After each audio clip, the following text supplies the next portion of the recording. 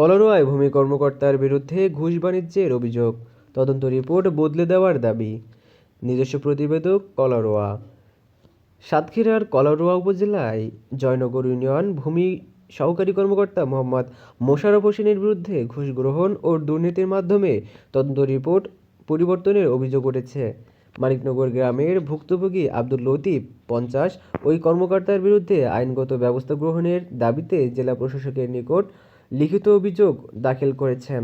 অভিযোগ সূত্রে জানা যায়,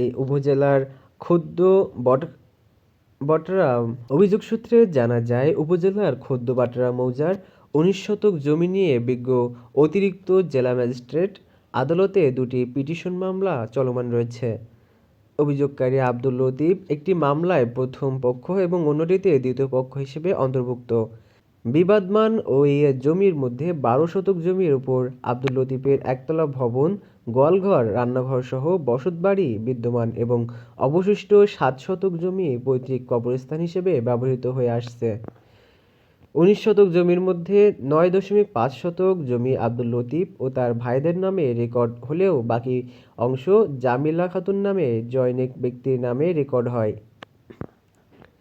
এ নিয়ে বিজ্ঞ সিভিল জজ কলারোয়া আদালতে একটি সত্য ঘোষণা মামলাও বিচারাধীন রয়েছে। আব্দুল লতিফের অভিযোগ, উল্লিখিত মামলাগুলোর তদন্তভার পাওয়ার পর ইউনিয়ন ভূমি সহকারী কর্মকর্তা মোহাম্মদ মোশাররফ হোসেন তার কাছে 1 লক্ষ টাকা ঘুষ দাবি করেন। ঘুষ নিয়ে তার পক্ষে রিপোর্ট দেওয়া হবে বলে প্রতিশ্রুতি দেওয়া হয়।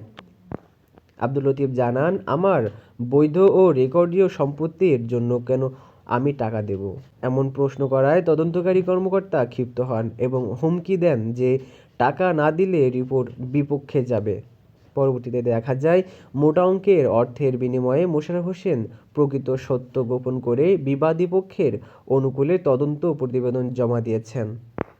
অভিযোগকৃত জমির তফসিল: জেলা সাতক্ষীরা, উপজেলা কলারোয়া, মৌজা খোদ্দবাটরা, জেএল নম্বর 113, খতিয়ান SA 989, BRS 615, দাগ সাবেক 1337, হাল 242, মোট জমি 19 শতক। ভুক্তভোগী আব্দুল লতিফ এই ঘুষখোর কর্মকর্তার কারণে ন্যায় বিচার থেকে বঞ্চিত হওয়ার আশঙ্কা প্রকাশ করেছেন।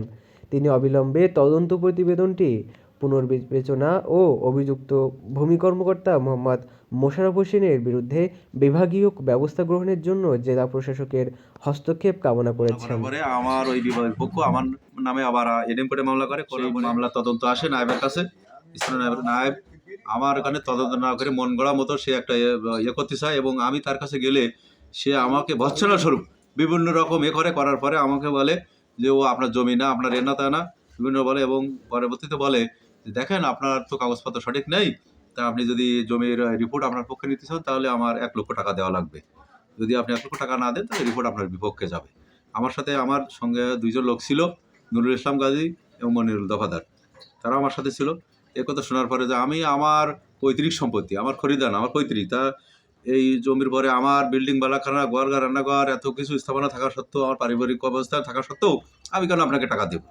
আমি তো আপনাকে টাকা দেবো না। আমার জমি সেখানে আমি আমার পৈতৃক ভিটা, আমি সে পৈতৃক ভিটার বসবাস করি, আমি টাকা দেবো কেন?